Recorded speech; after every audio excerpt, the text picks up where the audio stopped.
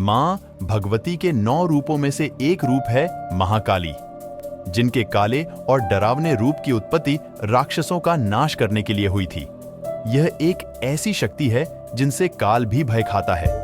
उनका क्रोध इतना विकराल होता है कि संसार की सभी शक्तियां मिलकर भी उनके गुस्से पर काबू नहीं पा सकती।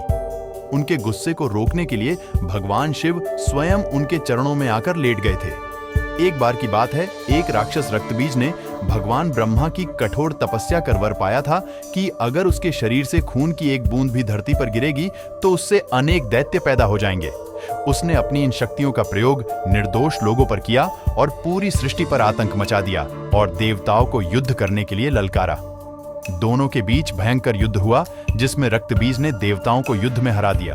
सभी देवता मिलकर मां भगवती की शरण में गए और उनसे रक्तबीज को मारने के लिए प्रार्थना की। तब मां भगवती ने महाकाली का विकराल रूप लिया और देवताओं की रक्षा के लिए युद्ध भूमि में प्रवेश किया।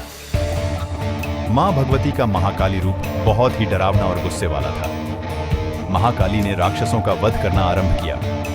रक्तबीज के आतंक को रोकने के लिए महाकाली ने अपनी जिह्वा का विस्तार किया और रक्तबीज के दानवों का खून पीने लगी और लाशों का ढेर लगाती रही। इस तरह महाकाली ने रक्तबीज का वध किया।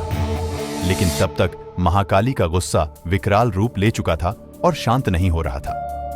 तब सारे देवता मिलकर भगवान शिव के पास गए और महाकाली का गुस्सा शांत कराने के लिए प्रार्थना की। भगवान शिव ने महाकाली को बहुत प्रकार से शांत करने की कोशिश की।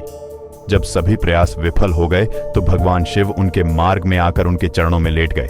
तब महाकाली के चरण जैसे ही भगवान शिव की छाती पर पड़े तो वो एकदम से ठिठक गई और उनका गुस्सा शांत हो गया। इस तरह भगवान शिव ने देवी महाकाली का गुस्सा शांत किया।